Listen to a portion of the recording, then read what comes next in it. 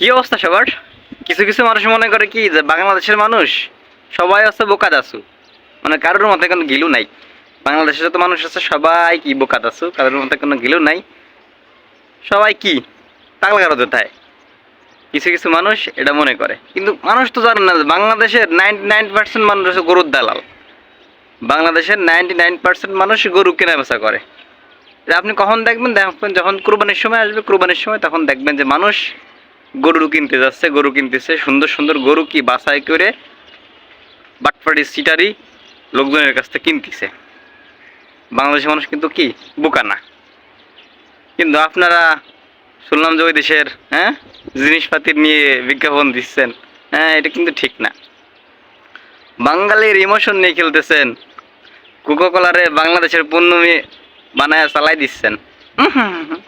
কি একটা টেকনিক!